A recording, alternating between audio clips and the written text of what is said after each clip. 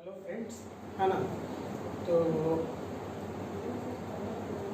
आज हम लोग इलेक्ट्रोस्टैट वाला जो आपका चैप्टर जहाँ तक हम लोगों ने पढ़ाया था उसके बाद के टॉपिक को यहाँ से हम शुरू करेंगे।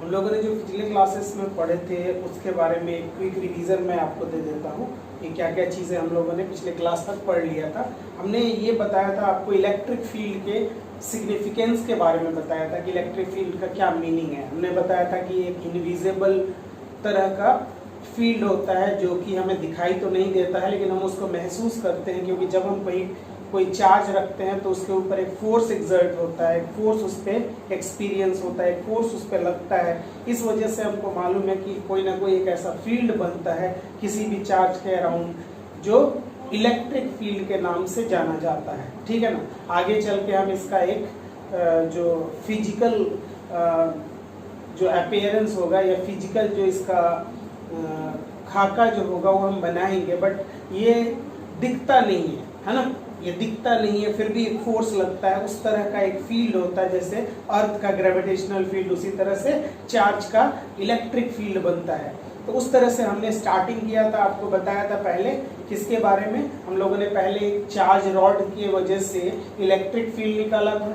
चार्ज रॉड के वजह से जो इलेक्ट्रिक फील्ड निकाला था वो हमने बोला था कि हम इसको दो तरह से निकाल सकते हैं। एक तो जो चार्ज रॉड है उस चार्ज रॉड के अलोंग ही हम किसी पॉइंट पे, अगर ये चार्ज रॉड है ऐसा तो हम इसी के अलोंग किसी इस पॉइंट पे, सॉरी ये चार्ज रॉड अगर ऐसा था तो हम इसी पर कहीं यहाँ पे इलेक्ट्रिक फील्ड का वैल्यू निकालना चाह रहे थे। दूसरी बार हम जो निकालना चाह रहे थे वो हमारा इस तरह का नहीं था। हम लोग दूसरी बार क्या निकालना चाह रहे थे, हम दूसरी बार इस तरह से निकालना चाह रहे थे कि हमारे पास जो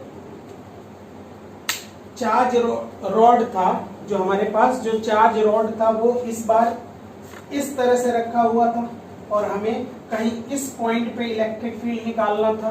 तो इसको हम कैसे कैलकुलेट करें, उसके लिए पहला केस तो हम लोगों ने इसके लिए सॉल्व किया था और दूसरा केस हम लोगों ने इस तरह का सिचुएशन जब होता है तब हम इलेक्ट्रिक फील्ड कैसे निकालते हैं। किसी भी पॉइंट डी डिस्टेंस या ए डिस्टेंस के ऊपर अगर हमें यहाँ पे कोई इलेक्ट्रिक फील्ड ये चार्ज रॉड की वजह से निकालना होगा तो वो कैसे निकालेंगे, ये हमारी बात हो रही थी और हमने इसका फाइनल वैल्यू भी निकाला था। हम लोगों ने क्या किया था, यहाँ से इस वाले पॉइंट से y ऊपर जाके एक dy का एलिमेंट ले लिया था, y ऊपर जाके यहाँ पे एक dy का एक एलिमेंट कंसीडर किया था और उसके वजह से यहाँ पे लगने वाला इलेक्ट्रिक फील्ड जो था उसका इस तरह से सिचुएशन आ रहा था। हमने ये एंगल थीटा माना था तो हमको पता था ये एंगल भी थीटा है, तो इस DE जो एक छोटा सा इलेक्ट्रिक फील्ड बन रहा था उसका एक कंपोनेंट इधर DE cos थीटा आ रहा था और एक कंपोनेंट इस तरफ जो आ रहा था वो DE sin थीटा आ रहा था।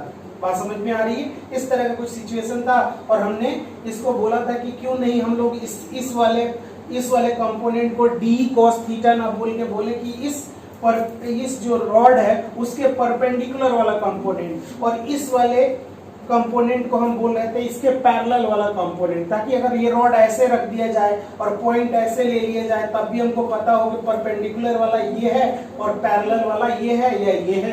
बात समझ में आ रही है ना। इस वजह से हम लोगों ने इसका नाम परपेंडिकुलर और इसका नाम पैरेलल रख दिया था और दोनों का वैल्यू हम लोगों ने कैलकुलेट किया था कि पैरेलल में क्या वैल्यू आता है और परपेंडिकुलर में क्या वैल्यू आता है। अगर आपको याद हो तो हमारे पास वैल्यू आ रहा था k लैम्डा बाई a, है ना, k lambda by a sign theta 2 minus sine theta 1। अगर इसको याद रखा जाए तो बहुत अच्छी बात है। इसी के आगे हम क्लास अपना आज शुरू करेंगे और इससे आगे हम बात करेंगे। तो हम लोगों ने जो लास्ट वैल्यू लिखा था उसको मैं दोबारा यहाँ पे आपके लिए लिख देता हूँ कि हमारे पास जो परपेंडिकुलर वाला कंपोनेंट का इलेक्ट्रिक फील्ड का जो वैल्यू आया था वो कितना आया था और पैरेलल वाला जो था वो कितना आया था। यहाँ पे अगर हम परपेंडिकुलर वाला इलेक्ट्रिक फील्ड का वैल्यू यहाँ पे लिखे तो हमारे पास वैल्यू आया था k lambda by a sign theta 1 minus sine theta 2। ये वाला हमारा परपेंडिकुलर वाला वैल्यू आया था और पैरेलल वाला वैल्यू जो हमारे पास आया था ई पैरेलल वो आया था k lambda by a cos theta 2 minus cos theta 1। यानी हम लोगों को अगर ये वैल्यू याद रहे तो बहुत अच्छी बात है ना, क्योंकि हमें ये याद होना चाहिए कि सर पैरेलल वाला कौन सा है और परपेंडिकुलर वाला कौन सा है, पैरेलल वाला कौन सा है और परपेंडिकुलर वाला वैल्यू कौन सा है। अगर हमें ये चीज पता है तो हमें बहुत हेल्प मिलेगा। लेकिन हम इसको ऐसे ना याद रखें कि cos थीटा वाला कंपोनेंट, हम इसको ऐसे याद रखें कि ये पैरेलल वाला कंपोनेंट है और ये परपेंडिकुलर वाला कंपोनेंट है। बात समझ में आ रही है? आइए इसके ऊपर कुछ एग्जांपल्स देखते हैं। मैंने आपको उसी के नीचे एक चीज लिखवाया होगा कि जनरली जब कभी भी हमारे पास कोई क्वेश्चन मिलता है तो उस क्वेश्चन में हम लोग क्या करते हैं, पहले डिसाइड करते हैं कि थीटा 1 कौन सा है और थीटा 2 कौन सा है। तो हमने आपको बताया था कि क्वेश्चन इजीली सॉल्व हो इसके लिए आप थीटा 1 बड़े वाले एंगल को लीजिए और थीटा 2 जो है वो छोटे वाले एंगल को थीटा 2 एज्यूम कीजिए। उसके साथ साथ मैंने ये बात भी लिखवाई थी कि थीटा 1 जो एंगल होता है वो इस रॉड का एक परपेंडिकुलर वाला ये लाइन है, अपर एंड का परपेंडिकुलर के साथ जो एंगल बनता है उसको हम थीटा 1 बोल रहे हैं, जो बड़ा है। एंगल तो यही है ना, और जब थीटा 1 ये है तो थीटा 2 इस परपेंडिकुलर लाइन के साथ ये जो रॉड है उसका लोअर एंड जो एंगल बना रहा है उसको थीटा 2 बोलते हैं। ये चीज हम लोगों ने, ये भी आपको मैंने लिखवा दिया था। तो अगर मान के चलो कि ये सिचुएशन अगर हमको पता है तो आओ देखते हैं कि इसमें अगर हमारे पास इस तरह का कोई क्वेश्चन दे दिया जाए तो हम क्या समझेंगे उसके बारे में, वो हम बात करते हैं। ठीक है, जैसे मान लीजिए कि हमें एक एग्जांपल में क्वेश्चन दिया गया कि find the value of electric field, find the electric field, है ना। हमें बोला गया इलेक्ट्रिक फील्ड निकालो और पहला क्वेश्चन हमें दिया गया, मान के चलिए हमारे पास पहला जो क्वेश्चन था उसमें हमें दिया गया कि एक रॉड है, इस तरह का एक रॉड है और इस रॉड से ए डिस्टेंस के ऊपर ये वाला एंगल हमको दिया गया है कि ये एंगल आपका 60 डिग्री है, ये एंगल आपका 60 डिग्री है और ये एंगल हमें दिया गया है कि ये एंगल जो है वो 30 डिग्री है और हमें बोला गया कि इस पॉइंट P पे इलेक्ट्रिक फील्ड निकालो, इस पॉइंट P पे इलेक्ट्रिक फील्ड निकालो। तो हम क्या करेंगे, सबसे पहले इसमें हम ये पता करेंगे कि थीटा 1 क्या है। तो आप देखें थीटा 1 यहाँ पे क्या है, आंसर है 60 डिग्री है सर। थीटा 2 क्या है, तो थीटा 2 हमारे पास 30 डिग्री है। उसके बाद जो आप डिस्टेंस ले रहे थे, डिस्टेंस जो था परपेंडिकुलर डिस्टेंस जहां पे हम निकालना चाह रहे हैं वो कितना है, तो हमारा आंसर है ए है। तो अब अगर हमें यहाँ लिखना होगा तो वैल्यू हम आराम से लिख सकते हैं E perpendicular is equal to k lambda. अगर मान लो कि इसके अंदर charge distribution lambda coulomb per metre है, इस चार्ज रॉड के अंदर charge distribution lambda coulomb per metre है, तो ई परपेंडिकुलर हो जाएगा k lambda by a into sine theta 1, तो sine 30 degree minus sine theta 2 यानी साइन थीटा 1 60 डिग्री है ना, बड़ा वाला, और साइन थीटा 2 30 डिग्री। अब इसका वैल्यू जो कुछ भी आता है के लेमडा बाई ए साइन 60 हो गया आपका √3/2 माइनस इसका वैल्यू हो गया 1/2, ठीक है ना। तो इस तरह से हम इसका ई परपेंडिकुलर निकाल लेंगे और मुझे कोई बोले कि इसका ई पैरेलल निकाल के बताओ, तो उसी तरह से हम यहाँ लिखेंगे के लेमडा बाई ए और यहाँ लिखेंगे cos थीटा 2 मतलब cos 30 माइनस cos 60 है ना, cos theta 2 minus cos theta 1। तो यहाँ वैल्यू हो जाएगा के लेमडा बाई ए, यहाँ वैल्यू हो गया हमारे पास √3/2 और माइनस 1/2। तो इस तरह से इसका वैल्यू भी आ जाएगा, पैरेलल और परपेंडिकुलर हम दोनों का वैल्यू निकाल सकते हैं। तो ये एग्जांपल आप वहां पे मेंशन कर लीजिए, ये एग्जांपल आप वहां पे मेंशन कर लीजिए, ठीक है। पॉज करके इसको लिख लीजिए, आगे की बात अब हम करते हैं। चलो ठीक है। अब हमारे पास अगर मान लो कि दूसरा एक क्वेश्चन दे दिया गया, दूसरा क्वेश्चन हमारे पास कुछ इस तरह से दिया गया, दूसरा क्वेश्चन हमारे पास कुछ इस तरह से दिया गया। मान के चलिए कि हमें दिया गया कि ये वाला एक रॉड है, जो रॉड है हमारे पास वो ये वाला है, और इस रॉड के अंदर जो चार्ज डिस्ट्रीब्यूशन है वो लैम्डा कूलम पर मीटर है, लैम्डा कूलम पर मीटर है। और हमें ये वाला जो एंगल दिया गया, ठीक है ना, ये वाला जो एंगल दिया गया वो ये एंगल हमें दिया गया है, मान के चलिए ये एंगल हमें दिया गया है, एक मिनट होल्ड कीजिए, एंगल है 30 डिग्री, ये एंगल है हमारा 30 डिग्री, ठीक है, ये एंगल है हमारे पास 30 डिग्री। और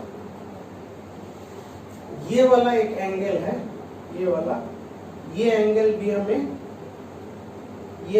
हमें दिया गया है, मान के चलो 30 डिग्री, ठीक है। और ये जो साइड लेंथ है इसको ए माना गया है। तो हमें इस पॉइंट पे इलेक्ट्रिक फील्ड निकालना है, इस पॉइंट पी पे इलेक्ट्रिक फील्ड निकालना है। आप समझिए क्वेश्चन को, ये वाला लाइन जो है उसका डिस्टेंस ए है, ये और इस लाइन के बीच में ये एंगल 30 डिग्री बन रहा है, और ये जो लाइन जो है वो इस वाले एंड से एंगल बना रहा है 30 डिग्री। तो हमें P पॉइंट पे इलेक्ट्रिक फील्ड निकालना है। तो सबसे पहले हमें यहाँ पे ये समझना है कि यहाँ पे हम θ1 किसको माने, यहाँ पे θ1 किसको माने। तो याद कीजिए जो हम लोगों ने पढ़ा था उसमें मैंने लिखवाया था कि θ1 वो एंगल होता है जो कि बड़ा है, पहली बात तो ये है बड़ा है, और वो अपर एंड से परपेंडिकुलर लाइन के साथ एंगल बनाता है। तो हमारे लिए परपेंडिकुलर ये तो नहीं है परपेंडिकुलर, ये है परपेंडिकुलर, है कि नहीं है, और ये है अपर एंड। तो ये जो पूरा एंगल है वो θ1 है, यानी यहाँ पे एंगल θ1 जो है वो 60 डिग्री है, एंगल θ1 जो है वो 60 डिग्री है। और θ2 अगर मुझे निकालना है तो θ2 कितना होता है, तो θ2 हम निकालते हैं लोअर एंड से हम घूमते हैं, लोअर एंड से हम घूमते हैं और ढूंढते हैं कि हमको परपेंडिकुलर लाइन मिल जाए। तो लोअर एंड से घूम के अगर आप परपेंडिकुलर लाइन ढूंढने की कोशिश करिए, देखिए कहाँ पे आता है। आप देखें कि अगर हम लोअर एंड से, यहाँ पे आप दोबारा इस चीज को बना सकते हैं, यहाँ पे ये था ना, ये वाला परपेंडिकुलर लाइन था, तो ये θ1 था और ये आपका θ2 था। तो अगर आप θ1 की बात करें तो हमें मिला परपेंडिकुलर लाइन के साथ ये मिलना चाहिए, परपेंडिकुलर से चलेंगे और जहां पे अपर एंड वाला लाइन मिलेगा वो θ1 हो जाएगा। और θ2 किसको मानेंगे, तो हमारा आंसर है कि हम परपेंडिकुलर तक पहुंचना चाहते हैं, परपेंडिकुलर तक पहुंचना चाहते हैं। यहां से अगर मान लीजिए कि ये आपका ये वाला परपेंडिकुलर लाइन है, तो हमें कहां तक जाना है, हमें जाना है जो लोअर वाला लाइन है, जो लोअर वाला लाइन है वहां तक पहुंचना है। तो लोअर वाले लाइन तक पहुंचने का तरीका क्या है हमारे पास, लोअर वाले लाइन तक पहुंचने का हमारे पास तरीका जो है वो ये है कि हम स्टार्ट करें जो लोअर लाइन है और परपेंडिकुलर लाइन है वहां से स्टार्ट करें और लोअर एंड को ढूंढें। तो हमें लोअर एंड यहाँ मिला है, देख लें आप एक बार, ऐसे घूमे और हमको लोअर एंड यहाँ मिला है। तो इसका मतलब ये पूरा एंगल जो बना वो θ2 है। तो ये 30 डिग्री और पूरे सर्कल पे 360 डिग्री बनता है, तो इसका मतलब बचा हुआ एंगल हो गया 330 डिग्री, है ना। एंगल सेंस जो है वो हमारा जो है वो ये वाला है। अगर हम ये ले लेते तो हम इसको या तो -30 डिग्री भी लिख सकते हैं कि ऐसे ना घूम के, जैसे आप ये वाला परपेंडिकुलर वाला लाइन आप ढूंढना चाह रहे थे, तो आप किधर से गए, इस वाले से यहाँ पहुंचे, तो हम परपेंडिकुलर से डायरेक्ट ऐसे भी पहुंच सकते हैं, लेकिन सेंस हमारा उल्टा हो गया, ठीक है ना। हम एंटी क्लॉकवाइज में ले रहे थे और ये वाला क्लॉकवाइज में हो गया। तो क्लॉकवाइज में हो जाने की वजह से हम वहां पे -30 डिग्री लिख सकते हैं। अब बात रही कि हमको ये वाला लाइन का डिस्टेंस निकालना है। तो आप देखो, अगर मैं यहाँ पे ये चीज फिर से ड्रॉ करूं तो ये है हमारे पास सिचुएशन, ये है हमारा ये परपेंडिकुलर वाला लाइन, ये एंगल है 30 डिग्री, ये एंगल है 30 डिग्री। अगर हम इसको कंप्लीट कर देते हैं तो हमारे पास एक राइट एंगल ट्राइंगल बन जाता है, और जिसमें आपको ये पता है कि ये ए है ना। और आपको क्या निकालना है, ये वाला साइड यानी बेस निकालना है।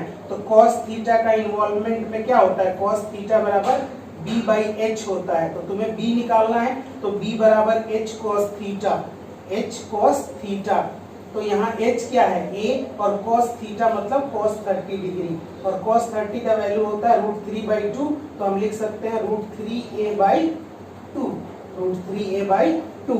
तो इस तरह से हमको इस वाले साइड का लेंथ भी पता चल गया, वो है √3/2 इंटू a। अब आप चाहें तो पैरेलल और परपेंडिकुलर कंपोनेंट यहाँ लिख सकते हैं। यहाँ पे अगर आप परपेंडिकुलर कंपोनेंट लिखिएगा तो आपको लिखना पड़ेगा k λ/a, a के जगह पर आपको लिखना पड़ेगा √3/2 इंटू a, और यहाँ पे लिखना पड़ेगा साइन थीटा 1 यानी साइन 60 माइनस साइन 330 डिग्री, है ना।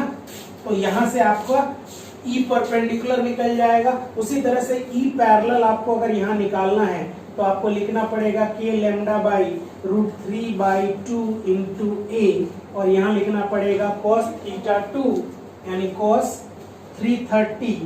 330 डिग्री माइनस cos 60 डिग्री। इस तरह से करके हमें ये जो वैल्यू है वो हमें मिल जाता है। क्लियर है? तो आप इसको लिख लीजिए। अगर हमारे पास इस तरह का कोई सिचुएशन मिलता है तो हम ऐसे सॉल्व कर लिया करेंगे, ठीक है।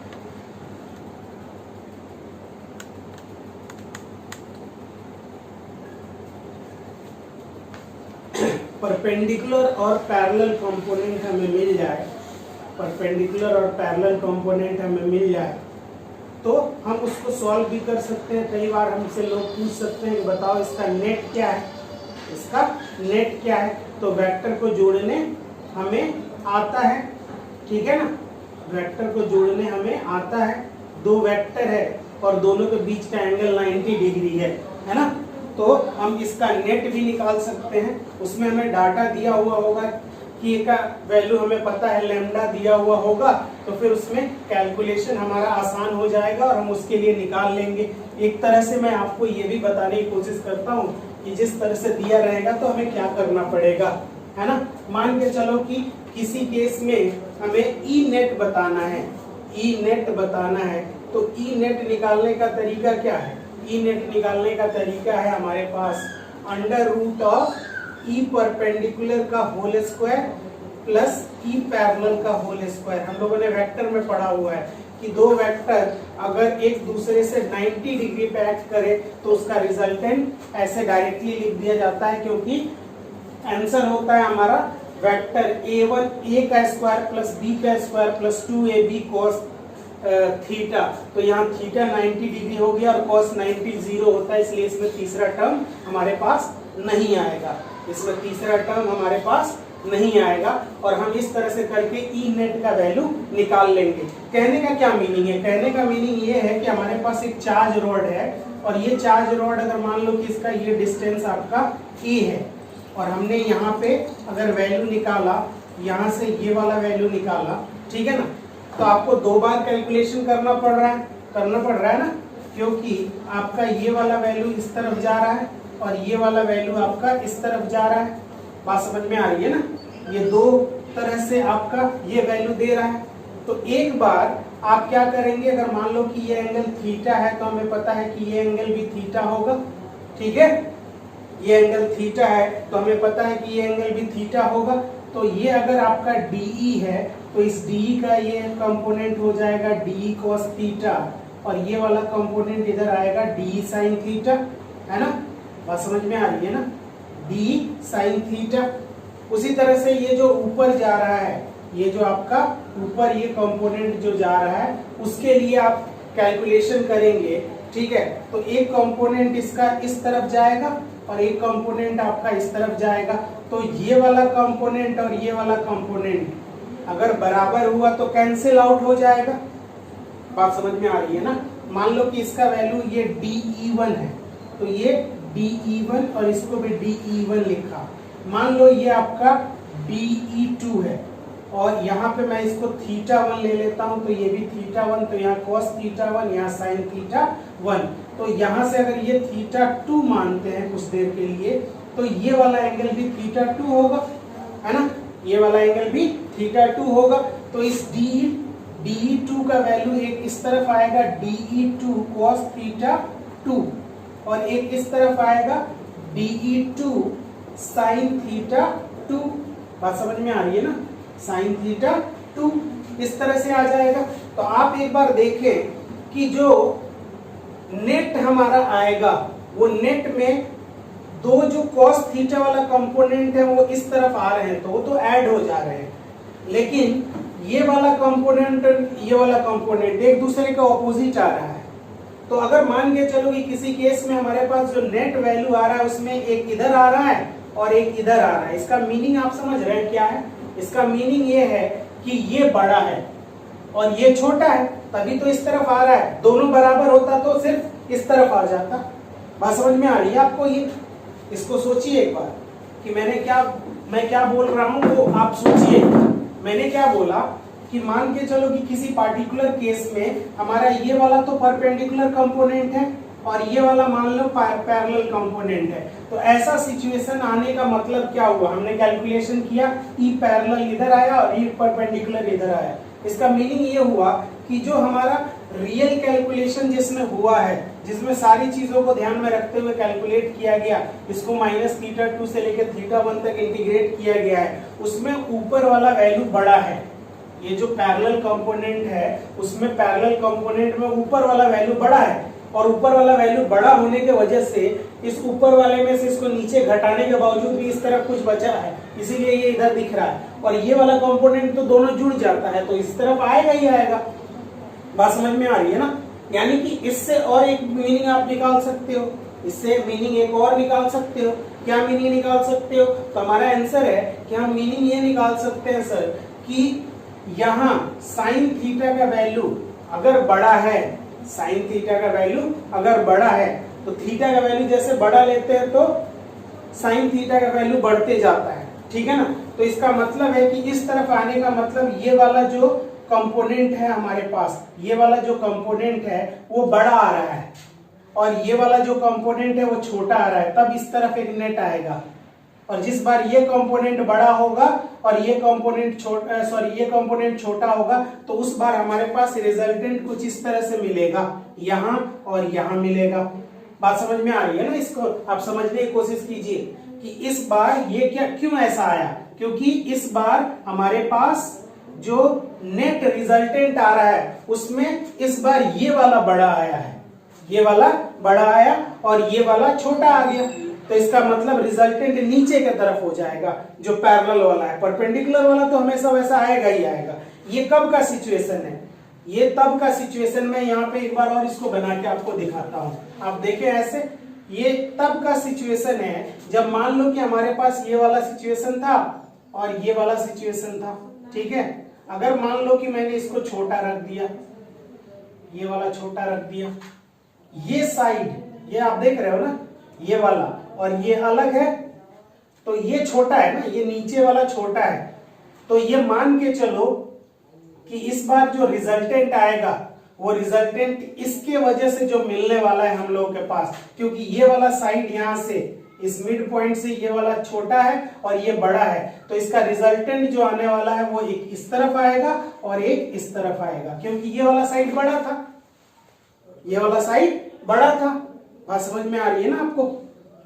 सोच लो एक बार, ठीक है। उसी तरीके से एक चीज और आप सोच सकते हो कि जिस केस में अगर मान लो कि मैंने ऐसे ले लिया, इस बार यहां मान लिया, तो ये वाला ऐसे आया और ये वाला आपका ऐसे आया, तो इस बार आपको पता है कि इसके लिए जो रिजल्टेंट हमारा बनेगा उसमें ये परपेंडिकुलर तो आएगा ही आएगा, ये परपेंडिकुलर तो आएगा ही आएगा, लेकिन पैरेलल वाला कंपोनेंट इस बार ऊपर की तरफ आने वाला है, क्योंकि ये ज्यादा है और ये कम है, ये ज्यादा है और ये कम है। एक तरीके से और यहाँ आप इसको समझ सकते हैं कि यहाँ पे आप देखें तो ये थीटा जो है θ1 और यहाँ पे ये θ2, तो जिसमें थीटा ज्यादा होगा उसके तरफ वाला पैरेलल कंपोनेंट बचता है, और जिसका थीटा कम होता है उसका पैरेलल वाला कंपोनेंट उसमें से सबट्रैक्ट हो जाता है। मतलब इसमें थीटा 2 ज्यादा है तो ऊपर आएगा। इसमें आप देखें तो यहाँ पे अगर ये थीटा 2 है और ये थीटा 1 है, तो यहाँ थीटा 1 बड़ा है थीटा 2 से, थीटा 1 जो है वो बड़ा है थीटा 2 से, और यहाँ देखें तो थीटा 2 जो है वो बड़ा है थीटा 1 से। तो इसका मतलब जिसमें थीटा बड़ा होगा उसका कंपोनेंट हमें मिलेगा। बात समझ में आ रही है ना? ये आप कैलकुलेट करेंगे ना, पूरा का पूरा कैलकुलेशन होता है इसमें, क्योंकि आपको ये पूरा का पूरा प्रोसेस करना पड़ेगा ना। तो मैं आपको एक जस्ट रफ आइडिया दे रहा हूं कि होगा क्या। किसी केस में आपको ये वाला सिचुएशन मिलता है तो इससे आप क्या मीनिंग निकालिएगा? तो इसका मीनिंग ये है कि नीचे वाला बड़ा है और ऊपर वाला छोटा है। अगर किसी केस में आपको ये वाला ये ना मिलके आपको इस तरह से मिला, ये वाला ना मिलके ये मिल गया, तो इसका मतलब है कि ये वाला जो ये है वो बड़ा है और ये छोटा है। या यूं कहें तो ये थीटा जो है वो बड़ा है और ये थीटा कम है, और पहले वाले केस में ये थीटा ज्यादा था और ये थीटा कम था, इस वजह से ऐसा हो रहा था। तो आप पूछ सकते हैं, पहले एक बार इसको लिख लीजिए वीडियो पॉज करके, ठीक है? चलिए, अब एक चीज और आप बोल सकते हैं कि किसी पार्टिकुलर केस में मान के चलो कि हमारे पास सिर्फ और सिर्फ इस तरह का कंपोनेंट ही आया, ई नेट जो आया वो पूरा का पूरा इस तरह से मिला हमें, तो इसका क्या मीनिंग है? तो इसका मीनिंग है कि इस बार जो थीटा 1 है और जो थीटा 2 है वो आपस में बराबर है। थीटा 1 है और थीटा 2 बराबर है, और दोनों 45 डिग्री के बराबर है। दोनों कितने के बराबर है? 45 डिग्री के बराबर है। यह स्टार लगा के हम लिख सकते हैं कि in a particular case if in a particular case if E net is perpendicular to the charge rod, E net is perpendicular to the charge rod, then theta 1 is equal to theta 2 is equal to 45। यहां मैं बना के आपको दिखाता हूं। यानी कि इस वाले केस में होगा क्या? मान लो ये हमारे पास एक चार्ज रॉड था, और इस चार्ज रॉड में मान लो कि ये हमारे पास डिस्टेंस था, ये वाला ऐसे और ये वाला आपका ऐसे आया। ये वाला थीटा 1 है और ये वाला आपका थीटा 2 है। ये जितना है उतना ही ये है, ऐसा माना गया। तो इसके वजह से जो हमारे पास सिचुएशन बनेगा, मैं थोड़ा और आगे बढ़ा देता हूं और यहां बनाता हूं। ये आपका थीटा 2 हो गया, और ये वाला जो है उसको आगे बढ़ाऊं तो ये आपका हो गया, ये मान लेते हैं E2 हो गया, और ये मान लेते हैं E1 हो गया, है ना? तो ये वाला एंगल भी थीटा 1 हो गया। तो इस बार एक कंपोनेंट E2 का आएगा E2 cos थीटा 2, और एक आएगा E1 cos थीटा 1, ये तो आएगा, ये आएगा।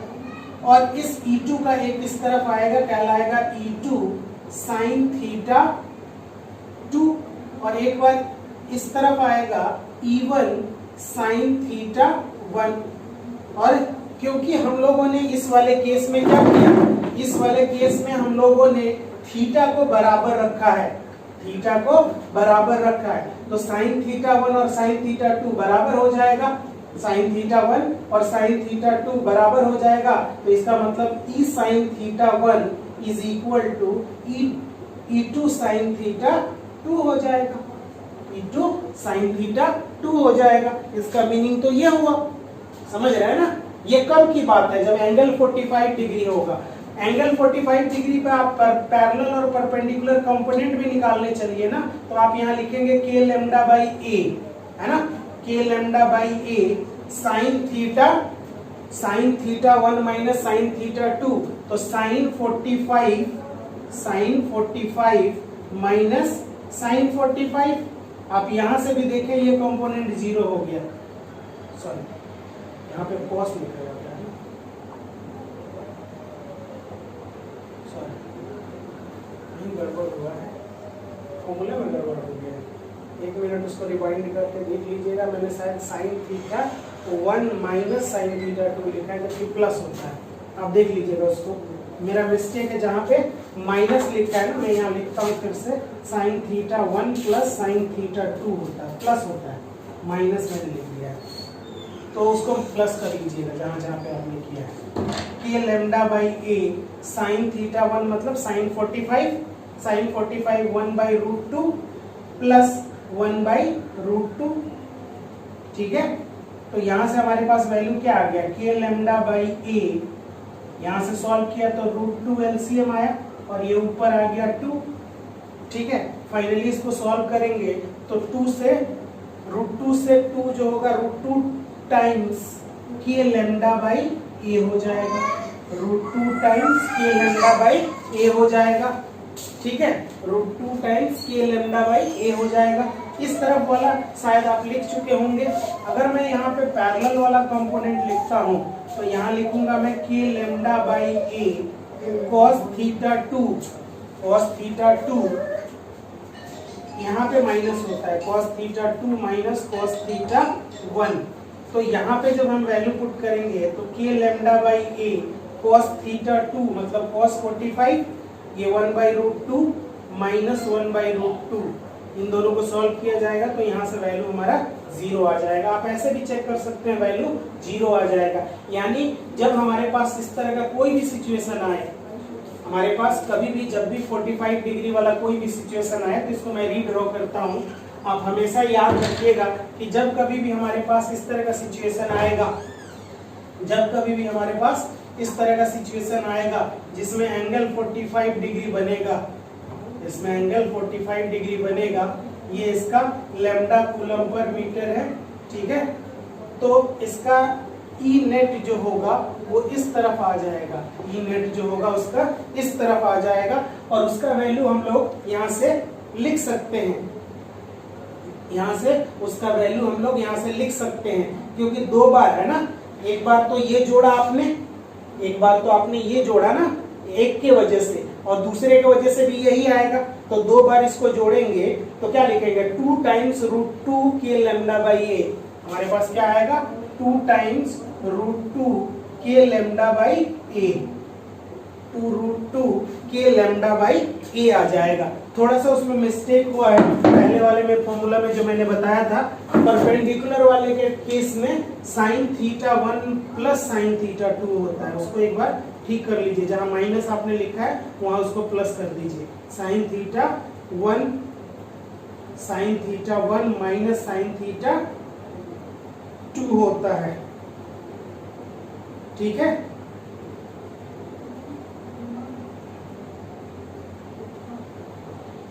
चलिए अब हम लोग इसके बाद जो कैलकुलेशन करने वाले हैं वो कैलकुलेशन करने वाले हैं electric field due to infinite charge rod, है ना। अब नेक्स्ट आप हेडिंग बनाइए, electric field due to infinite charge rod, electric field due to infinite charge rod, infinite charge rod, electric field due to infinite charge rod, electric field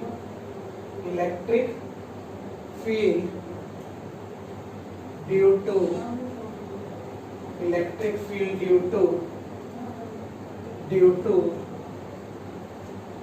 infinite charge rod, infinite charge rod, infinite charge rod, charge rod. इसको पहले समझते हैं, उसके बारे में बात करेंगे, है ना।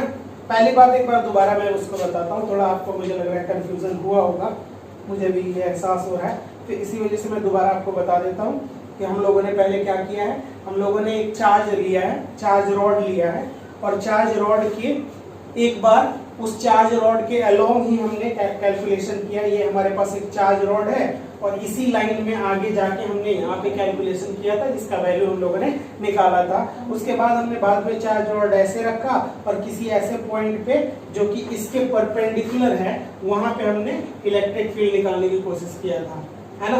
वैल्यू हमारे पास आ चुका था, ई परपेंडिकुलर का वैल्यू है हमारे पास। सिंपली आपको याद रखना है दोनों फॉर्मूला, ई परपेंडिकुलर, वहां 2 मैंने लिख दिया ना, इसको आप ई नेट वाले में 2 हटाइएगा, आप यहाँ पे लिखिएगा क्या, √2 के लेमडा बाई ए, है ना, ये सही है, √2k λ/8, ठीक है ना। कब? जब एंगल 45 डिग्री होगा।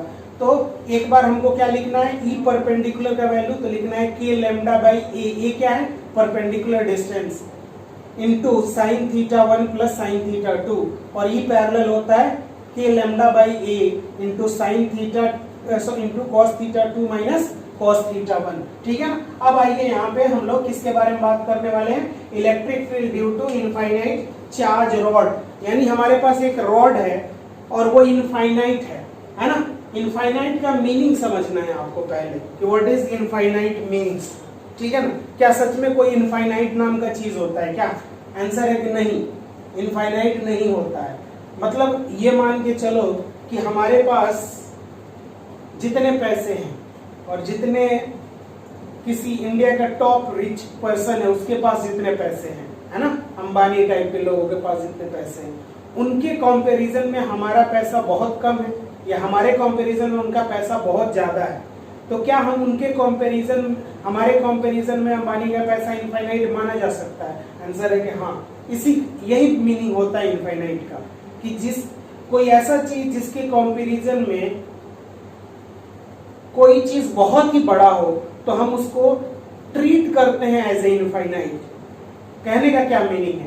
कहने का मीनिंग ये है कि ये हमारा एक परपेंडिकुलर रॉड है और इस परपेंडिकुलर रॉड से अगर मैं एक mm दूरी पे अगर इलेक्ट्रिक फील्ड निकालना चाहता हूं तो इस रॉड के कंपैरिजन में 1 mm जो है वो एक mm जो है वो बहुत ही छोटा है। इस वजह से हम लोग इस चार्ज रॉड को इस 1 mm के लिए इनफाइनाइट मान सकते हैं। तो सबसे पहले यहाँ पे लिख लीजिए कि इनफाइनाइट एक रिलेटिव टर्म होता है, लिखें कि infinite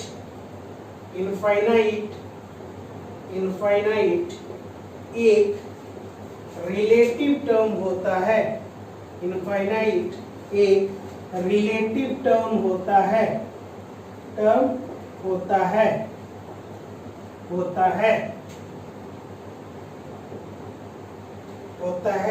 that means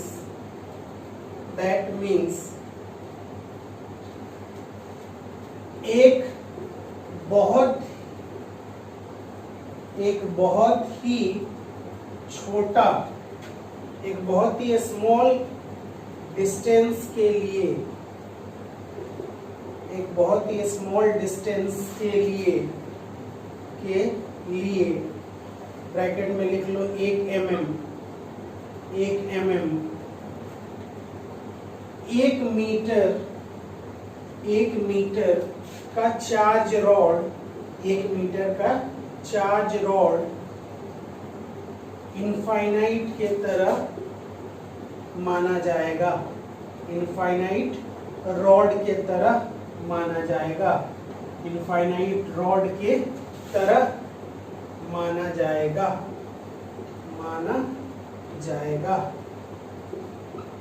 infinite rod के तरह माना जाएगा। बात समझ में आ रही है? तो इस पॉइंट को आप लिखें, फिर हम लोग इसमें आगे बढ़ेंगे, ठीक है। हमको यहाँ पे कैलकुलेशन करना है, किसके लिए? इनफाइनाइट रॉड के लिए, ठीक है। वीडियो पॉज करके लिख लीजिए, ठीक है। चलिए अब हम लोग इसमें क्या कर रहे हैं, इसमें हम लोग एक कैलकुलेशन कर रहे हैं। हमारे पास एक इनफाइनाइट रॉड है, इनफाइनाइट रॉड मैंने आपको बता दिया एक रिलेटिव टर्म है। मान लो कि हमारे पास इस तरह का एक रॉड है जो इस तरफ से भी इनफाइनाइट है, मतलब ये डॉट का मतलब है इनफाइनाइट तक जा रहा है, डॉट डॉट डॉट डॉट, ठीक है। और इसका जो चार्ज डिस्ट्रीब्यूशन है वो लैम्डा कूलम पर मीटर है, ठीक है। और यहां से d डिस्टेंस के ऊपर, ठीक है। तो हम बात कर रहे थे कि जब कभी भी हमारे पास इस तरह का सिचुएशन आएगा कि इनफाइनाइट रॉड की वजह से हमें इलेक्ट्रिक फील्ड निकालना पड़ेगा, है ना। हमें सबसे पहले सबसे फर्स्ट केस लेना है जिसमें हम निकालेंगे इलेक्ट्रिक फील्ड ड्यू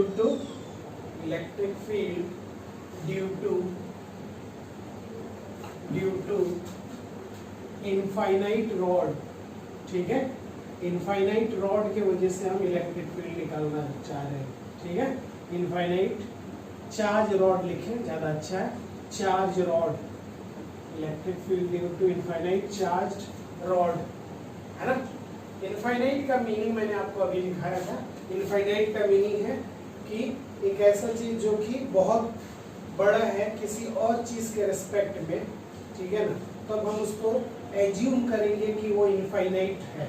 अगर मान लो कि इसका लेंथ जो है, हमने पहले तो इसके अंदर चार्ज डिस्ट्रीब्यूशन है वो लैम्डा कूलम पर मीटर है, और यहाँ से d डिस्टेंस के ऊपर हम किसी पॉइंट P पे इसके वजह से इलेक्ट्रिक फील्ड निकालना चाह रहे हैं, और यहाँ पे जो इसका length of the length L है, लेंथ ऑफ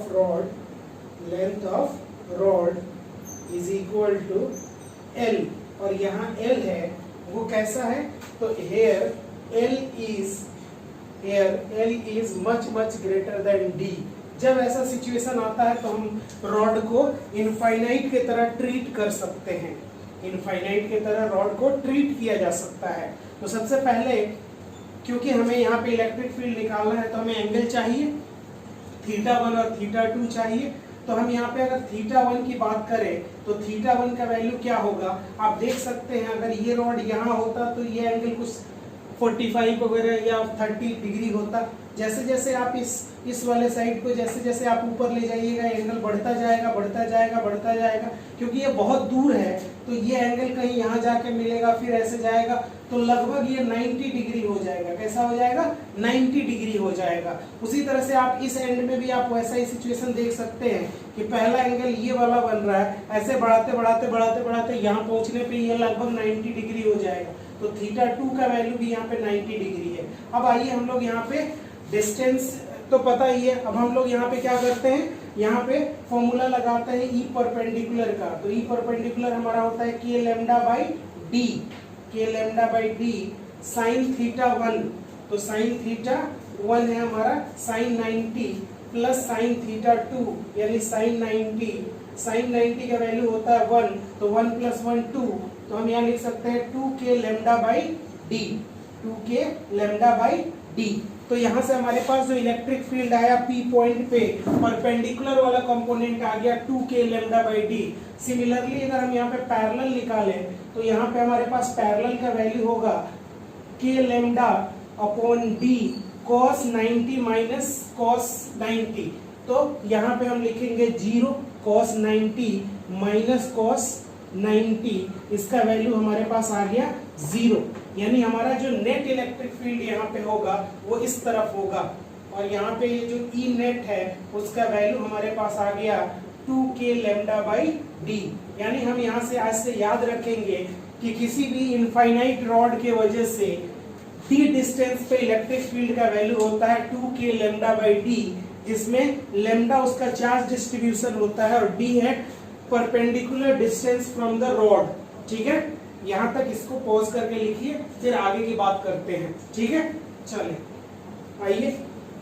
अब एक क्वेश्चन और हमें मिला, पर इस बार हमें इनफाइनाइट रॉड नहीं दिया गया। हमें इस बार बोला गया कि इस बार जो कैलकुलेशन करना है वो आप सेमी इनफाइनाइट रॉड के वजह से कीजिए। यहाँ पे हमें बोला गया कि ये इनफाइनाइट नहीं है due to semi infinite wire. Semi infinite का मतलब हुआ कि एक तरफ से इनफाइनाइट है और दूसरे तरफ से इनफाइनाइट नहीं है। जैसे मान लीजिए कि ये हम एक रॉड ले रहे हैं और ये रॉड जो है आपका इस तरह का सिचुएशन है जिसमें ये डिस्टेंस हमें d दिया हुआ है और इस P पॉइंट पे हमें इलेक्ट्रिक फील्ड का वैल्यू निकालना है। इस तरफ से तो इनफाइनाइट है, इसके अंदर charge distribution lambda coulomb per metre अभी भी है। ठीक है, और हमें P पॉइंट पे इलेक्ट्रिक फील्ड निकालना है। तो अगर आप देखें यहाँ पे तो पहला वाला अगर हम θ1 ले तो ये वाला लेना पड़ेगा। ठीक है, तो ऐसे जैसे इस बार पिछले वाला केस लिखा था तो θ1 90 आया था, यहाँ पे भी θ1 90 होगा, लेकिन θ2 इस बार क्या होगा। तो हमारा आंसर है कि इस परपेंडिकुलर लाइन का लोअर एंड के साथ एंगल, तो क्या ये इसी लाइन पे है। यस सर, तो इसका मतलब θ2 0 डिग्री है, θ2 0 डिग्री है। इसका मतलब अगर मैं यहाँ पे ई परपेंडिकुलर लिखता हूँ तो मुझे लिखना पड़ेगा k lambda by D sine 90 plus sine 0 sine 90 plus sine 0, sine 90 1 होता है और साइन 0 0 होता है, तो फाइनली हमारे पास वैल्यू आ गया के लैम्डा बाई डी, के लैम्डा बाई डी।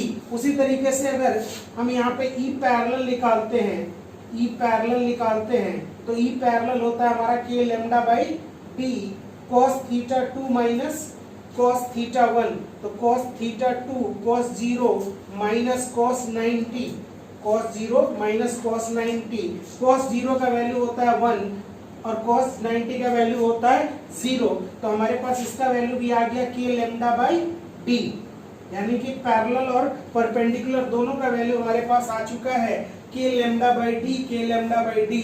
तो मैं यहाँ पे अगर इसका ई नेट निकालने की कोशिश करूं तो मुझे मालूम है कि इस तरफ ई परपेंडिकुलर का वैल्यू है के लैम्डा बाई डी, के लैम्डा बाई डी, और इस तरफ बड़ा था तो पैरेलल इस तरफ आएगा, और ये ई पैरेलल जो होगा आपका, ई पैरेलल जो होगा हमारा, वो ई पैरेलल उसका भी वैल्यू हमारे पास के लैम्डा बाई डी ही आएगा, और इसका रिजल्टेंट हमारा कहीं यहाँ पे आएगा जो ई नेट कहलाएगा। तो मैं अगर यहाँ से ई नेट निकालता हूँ तो आप देखेंगे कि ई नेट निकालने के लिए हमने क्या लगाया formula, E net is equal to under root of E perpendicular का स्क्वायर प्लस ई पैरेलल का स्क्वायर, ठीक है। तो आप देखें यहाँ पे हम पुट करेंगे के लैम्डा बाई डी का होल स्क्वायर प्लस के लैम्डा बाई डी का होल स्क्वायर, ठीक है, का अंडर रूट। तो अगर हम दोनों जगह से चाहें तो के लैम्डा बाई डी का होल स्क्वायर कॉमन ले लेंगे, तो यहाँ बचेगा 1 और यहाँ पे भी बचेगा 1, और के लैम्डा बाई डी का होल स्क्वायर अगर बाहर लाते हैं रूट से तो हमारे पास वैल्यू होगा के लैम्डा बाई डी, और अंदर में बच गया 1 प्लस 1 यानी 2। तो फाइनली हमारे पास ई नेट का वैल्यू आ गया √2 टाइम्स के लैम्डा बाई डी, यानी हमें पता चला कि जो सेमी इनफाइनाइट वायर होगा उससे डी डिस्टेंस की दूरी पे जो इलेक्ट्रिक फील्ड का वैल्यू होता है वो होता है √2 टाइम्स के लैम्डा बाई डी, √2 टाइम्स के लैम्डा बाई डी, ये हमारा वैल्यू होता है सेमी इनफाइनाइट वायर के वजह से, ठीक है। सेमी इनफाइनाइट वायर के वजह से जो इलेक्ट्रिक फील्ड का वैल्यू होता है वो हमारा ऐसा होता है। आप लिख लें इसको,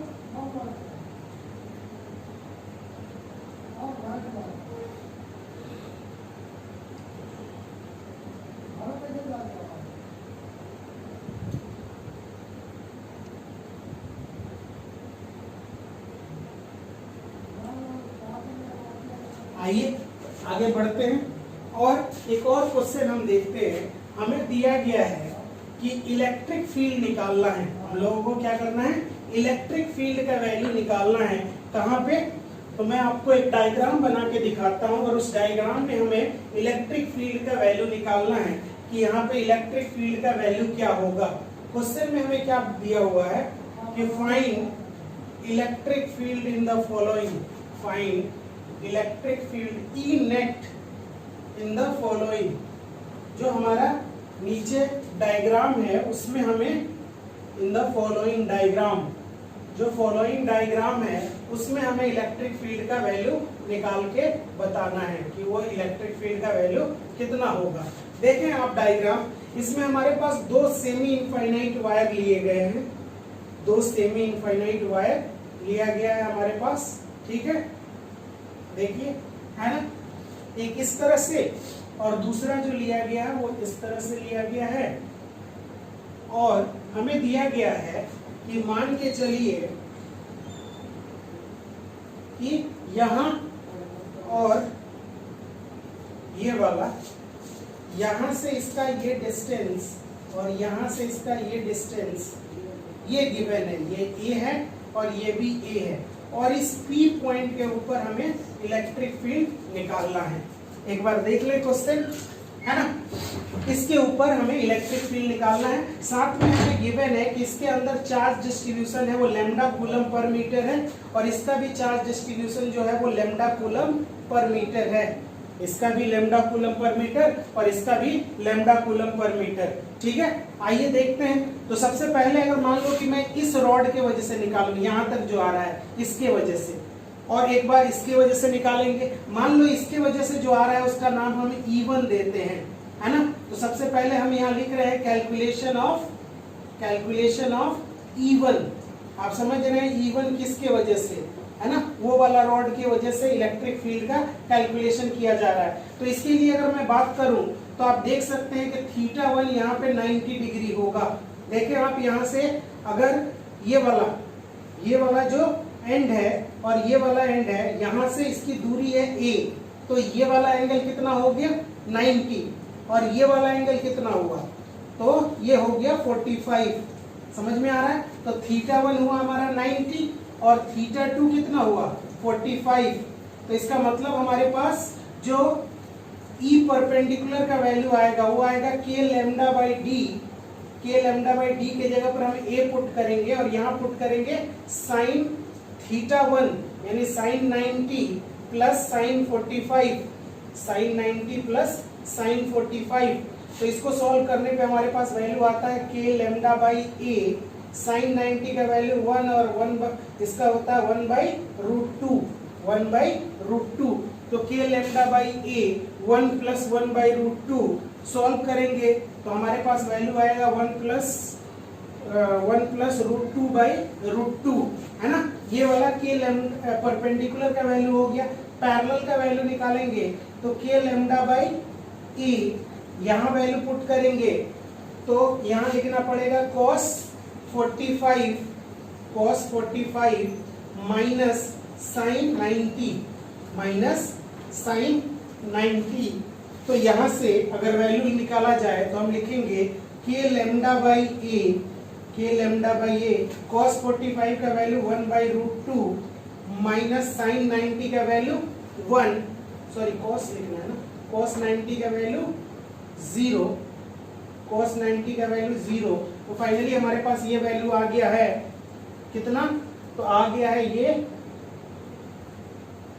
E पैरेलल का value k lambda by root 2a, k lambda by root 2a। ये हमारा E पैरेलल का वैल्यू हो गया k lambda by root 2a। इसको आप एक बार लिखें, फिर हम लोग दूसरे की वजह से निकाल रहे हैं। लेकिन आपको एक चीज मैं यही बता देना चाहता हूं कि जो इलेक्ट्रिक फील्ड यहाँ पे निकाला जाएगा, जो E नेट आएगा यहाँ पे, जो इसको और इसको जोड़ने से जो E नेट आएगा उसके बारे में आपको आइडिया लगाना है। तो आप आइडिया ऐसे लगा सकते हैं कि एक तो परपेंडिकुलर वाला इधर आएगा, है ना, और पैरेलल वाला इधर आएगा, क्योंकि इस तरफ बड़ा है।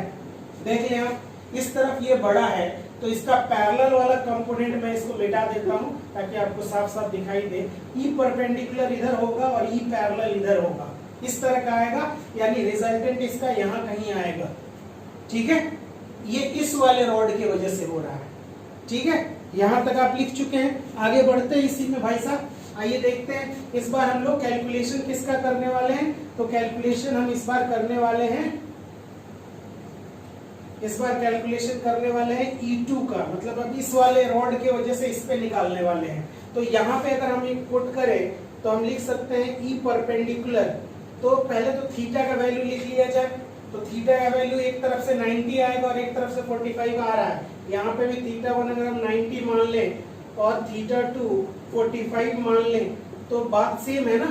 तो यहाँ पे अगर E परपेंडिकुलर आप निकालिएगा तो E परपेंडिकुलर कितना आ जाएगा, तो आ जाएगा k lambda by a sine 90 का वैल्यू 1 और 45 का वैल्यू 1 बाई रूट 2। ठीक है, उसी तरह से पैरेलल वाला वैल्यू हम यहाँ पे निकालें तो E पैरेलल का वैल्यू सेम इतना ही आएगा, k लैम्डा डायरेक्टली मैं लिख देता हूँ, आप समझ रहे हैं, वो वैल्यू इतना ही आएगा, रूट 2a यही आएगा। मैं इस नेट की बात नहीं कर रहा हूँ, पहले ऐसे लिख लेते हैं। अब आप सोचो जरा कि ये जो हमारा वैल्यू आएगा इस बार, वो पहले वाला तो ये था परपेंडिकुलर इस तरफ आ रहा था, पैरेलल इस तरफ आ रहा था। इस बार जो आएगा उसमें परपेंडिकुलर तो ये वाला हुआ E परपेंडिकुलर, ठीक है भाई साहब, और पैरेलल किधर आना चाहिए, तो ये बड़ा था तो पैरेलल नीचे गया। इस बार ये बड़ा है तो पैरेलल किस तरफ चला जाएगा, इस तरफ चला जाएगा। बात समझ में आ रही है ना। पैरेलल इस तरफ आ जाएगा, ई परपेंडिकुलर ऊपर चला गया और ई पैरेलल इस तरफ आ गया। क्लियर है? आप एक बार देख लें।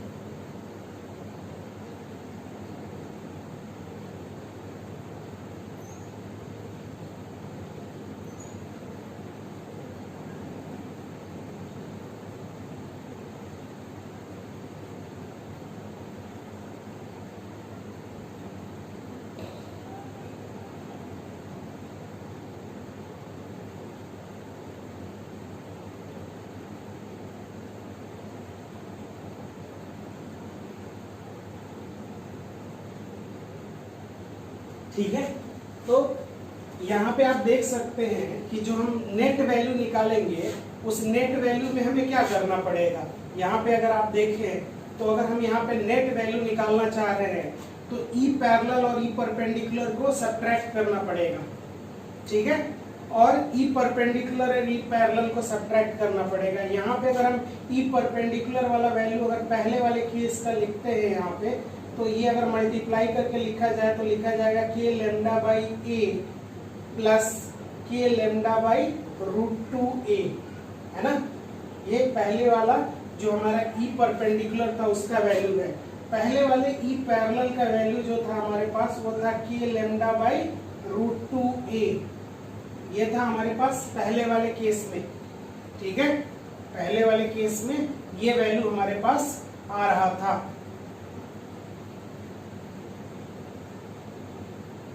ठीक है, उसी तरह से जब आप इसमें ई परपेंडिकुलर निकालिएगा तो ई परपेंडिकुलर हमारे पास उसी तरीके से आएगा के लेमडा बाई ए प्लस के लेमडा बाई √2a, है ना। ये डैश अगर लगा दिया जाए, मान लेते हैं ये डैश वाला वैल्यू है और ये वाला भी डैश वाला वैल्यू है, तो अगर हम यहाँ पे ई नेट लिखें, ई नेट हम यहाँ पे अब लिखना चाहते हैं तो ई नेट लिखेंगे तो हमको पता है कि यहाँ पे जो हो रहा था उसमें इस तरफ था पैरेलल वाला किसका, इस तरफ वाले का, और वो था के लेमडा बाई √2a, तो बड़ा है। हम यहाँ पे क्या लिखेंगे, यहाँ पे अगर नेट का पैरेलल कंपोनेंट लिख रहे हैं, नेट का जो भी है, नेट का एक पार्ट अगर हम लिखें तो क्या लिखेंगे, E perpendicular minus E parallel. तो ई परपेंडिकुलर कितना है, के लेमडा बाई ए प्लस के लेमडा बाई √2a, और यहाँ पे माइनस पैरेलल कितना था,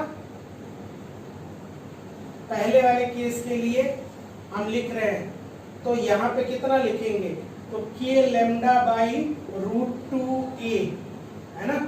तो के लेमडा बाई √2a, के लेमडा बाई √2a कैंसिल हो गया। उसी तरीके से अगर मान लो ये पहला पार्ट था और इसका दूसरा पार्ट ई नेट का निकाला जाए, ई नेट का दूसरा पार्ट निकाला जाए तो उसी तरह आपको ई परपेंडिकुलर और ई पैरेलल को सब्ट्रैक्ट करना पड़ेगा। ई परपेंडिकुलर और ई पैरेलल को सब्ट्रैक्ट करना पड़ेगा और हमारे पास इसका भी वैल्यू क्या आ जाएगा, के लेमडा बाई ए, के लेमडा बाई ए। ठीक है, तो यहाँ पे अगर हम इसका नेट निकालने की कोशिश करें तो हमें नेट यहाँ से पता चल जाएगा अब। ठीक है ना, आप देख ले एक बार, प्रॉब्लम हुआ तो कमेंट में आप लिखिएगा, मैं दोबारा आप इसको समझा दूंगा। ठीक है, बात समझ में आ रही है, यहाँ तक कोई दिक्कत नहीं है ना।